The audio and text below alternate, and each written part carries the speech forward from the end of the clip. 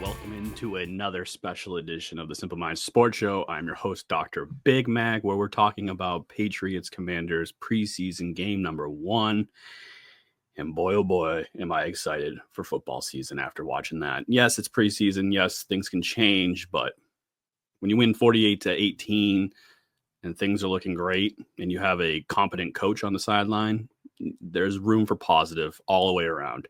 And that's what I'm here for. Positive talk, although I do have one negative thing that I'll bring up at the end, but let's talk about this game. First, before I go any further, if you like this, if you like Boston sports, if you like the Patriots, click that subscribe button, leave a review, leave a comment. We'll get back to you. We always do. It's probably me, or if Rich gets really drunk, it's probably going to be him, and it's going to be very mean and nasty, but most part, it's me. You're dealing with me. So hit that button, hit that subscribe button, leave a comment, leave a review, subscribe, the good stuff. And while you're at it, go to simplemindsports.com, sign up for the newsletter. All you got to do is put your email in every Friday. We give you all of our videos, all of our blogs that we write, and you have a chance to win lunch atop a dynasty from I Love Boston Sports fan favorites. It's about the picture right above me where you see the best of the best of Boston sports athletes, lunch atop a dynasty. You gotta be yours, free. All you gotta do, put your email in. Simple as that. All right, so let's dive into the Patriots 48-18 win over the Washington Commanders. And, preseason game. I didn't really care about it. It was like, whatever. It's on TV, football. I'll watch it. So I went down to my buddy's house outside on the deck. First play, Patriots get the ball, and this guy goes the distance. Antonio Gibson, number 4, back deep. And this ball's coming out. There's your speed depth. There it goes. Oh, there he goes.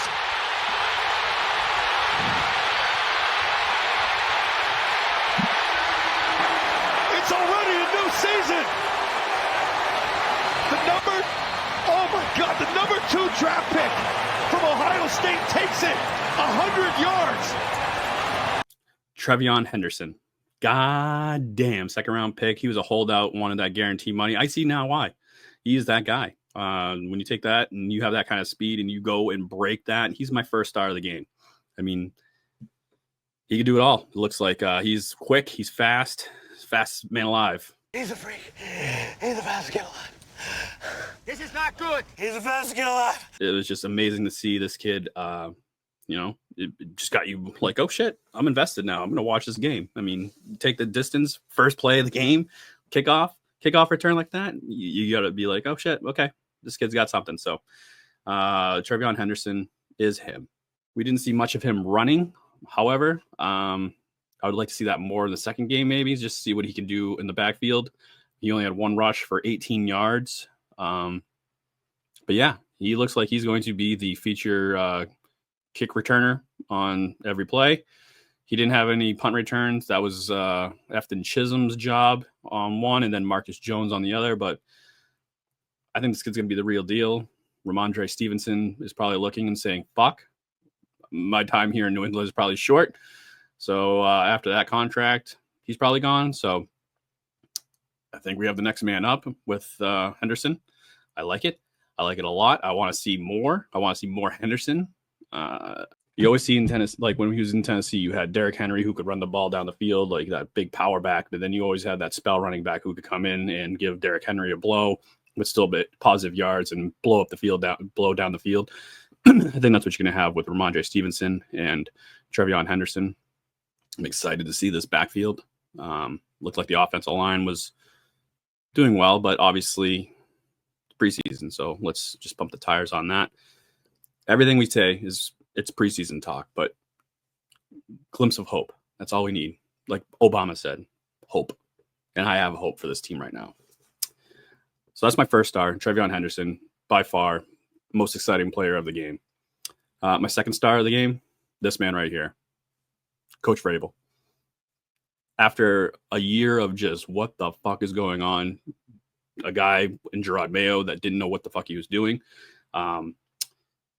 Every play call, you would question why he's doing this. Every time there was a point in the game where it looked like people were just not in the right spots. It was just up and down coming from coming from the sideline, just wondering why he's doing what he's doing and why the players are doing what they're doing.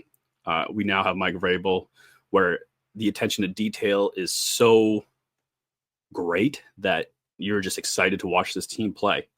I mean, coming from Tennessee, he didn't coach last year, took his year off and comes back, and it's just a breath of fresh air in New England now, and I absolutely love it. Winning 48-18, you can see that the second unit, the third unit, even the fourth unit, who guys are probably not going to be on this team, who are probably going to be working at your local supermarket in a couple of weeks. It was just great to see. It was great to see all these guys and the attention to detail. You were worried about the offensive line coming into this game. You were worried about secondary help, which the second unit went out there and got an interception.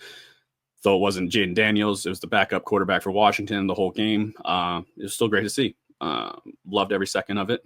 Loved seeing Mike Vrabel on the sideline. It was great to see. He knows what he's doing. He's going to coach these guys up, and he has something that he's never had as an NFL coach. He had Marcus Mariota down in Tennessee. He had Ryan Tannehill down in Tennessee. Now he's got Drake May, who has all the potential in the world going into year 2, and I'm excited to see what he can do. Obviously, the defensive side of the ball, he's going to be fine. It's mostly the offense, but you got Josh McDaniels there. He has a well-rounded coaching staff that he got there in New England, and it's very exciting to see. I'm excited to see what this season holds. Again, preseason talk, but I'm excited. I'm excited after watching that blowout against the Commanders, who were in the NFC Championship game last year, may I remind you. One away from going to the Super Bowl. So it's a good team, but obviously you're playing your second unit, but still, you should be very excited to see what this Patriots team can do. And I'm by myself. Like, if Rich was here, he would probably be picking out all the minute details of why this team sucks and all that. I'm not. I'm here to tell you this team is ready to rock and roll. And next week they go against the Vikings, I believe, and they have 2 joint practices with them, and then they play them on Friday night. I think you're going to see the same thing. Detail. It's all about the detail. Everything's happening for a reason. They're trying to make sure that you know what's going to happen in this situation. When they're running cover 2, this is what I want you to do. Check out of this. Okay. You have free safety coming down, helping out. Drake, move audible display, make it to a run. You're seeing all that. Last year, you didn't see that. You just saw them. All right, this is the play you're running. Hopefully it works. Gerard Mayo, you're upgrading to Mike Vrabel now. Great to see. It is a great. For 3 years now, we've been just disappointed because we haven't had Tom Brady. We haven't had now Bill Belichick. We had to do Gerard Mayo. Mac Jones was there. Now we have all this positive going forward. We got Drake May year 2. We got Mike Vrabel. We got Josh McDaniels back. This defense, they spent an awful lot of money on it, and it shows. These guys are hungry. When people are talking, all these beat guys and all the ESPN guys saying, watch out for New England, I see why now. I mean, these guys were down there watching these scrimmages, watching these practices during training camp, and now you can see why. Now you can see why everyone's excited for the New England Patriots this season and how they could be the dark horse to make noise in the AFC. My next up, speaking of GOATs, Tom Brady. It was Tom Brady night, pretty much. The statue was unveiled. Beautiful statue. Although I do have one thing I have to critique on this statue. What's with the midsection? If you look at that midsection, it looks a little big. I mean, it's Tom Brady. I mean, he's a gorgeous man. I mean, look what he was wearing that night. He's just in silk shirt, just fucking sunglasses on, showing that gold chain. Just looks great. And then that midsection is a little puffy. But beautiful night. He was there. Beautiful speech. Just a guy that just shows that, like, it's not me. I didn't do this. It was a team. And that was great to hear. It's a team game. It's a team effort. Yes, he won 7 Super Bowls, but it was because of his team. It's not just because of him. Great speech. Great to see him in the building. I'm sure he's going to be calling a game in New England this year, but it's always great when you have the GOAT coming back. It brings back all those feelings. the winning culture that you had for all those years. Yeah, great to see. Great to see, and makes you miss him even more. But with positive, I have to bring up one negative. I mean, those are three great things. Travion Henderson, Mike Vrabel and his coaching staff, Tom Brady night. Three great things. 3 home runs. Hit out of the park. Patriots, boom, great. One negative, Drake May. I have to say it. That fumble, not something you want to see, especially in the preseason. I mean, when you're running just plays that you know that you're comfortable with, Drake, the turnovers are going to kill you, buddy. They're going to kill your career. You got to hold on to that ball. You got to be able to know when the pressure's coming to throw it out. You were outside the pocket. All you had to do was just throw it out of bounds. Yes, it's year 2. That's the stuff I want him to work on. You got to know when there's pressure coming. You got to know when to scramble, which he's pretty good at. But you also got to know when they're coming from behind or there's pressure coming and you had that ball for over 2 seconds, 3 seconds, 4 seconds. Dump it out. If there's no one open, dump it out.